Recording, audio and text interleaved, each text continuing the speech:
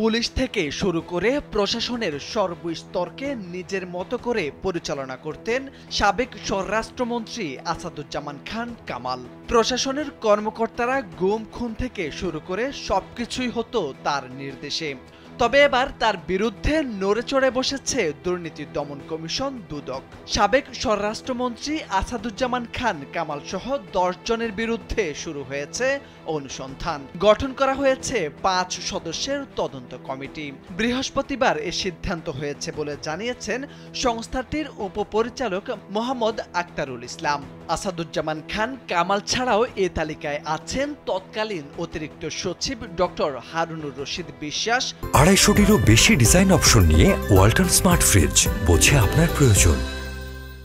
যুগ্ম সচিব ধনঞ্জয় কুমার দাস, মন্ত্রীর সহকারী একান্ত সচিব মনির হোসেন, জনসংযোগ কর্মকর্তা শরীফ মাহমুদ অপু ও প্রশাসনিক কর্মকর্তা মোল্লা ইব্রাহিম হোসেন সহ 10 জন।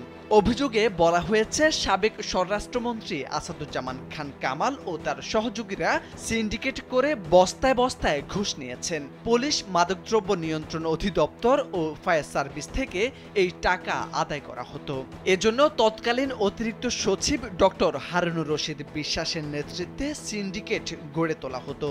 এর আগে গত মঙ্গলবার আসাদুজ্জামান খান কামাল ও তার স্ত্রী, পরিবার ও মালিকানাধীন ব্যবসা প্রতিষ্ঠানের ব্যাংক হিসাব জব্দের নির্দেশ দেয় বাংলাদেশ ফাইন্যান্সিয়াল ইন্টেলিজেন্স ইউনিট।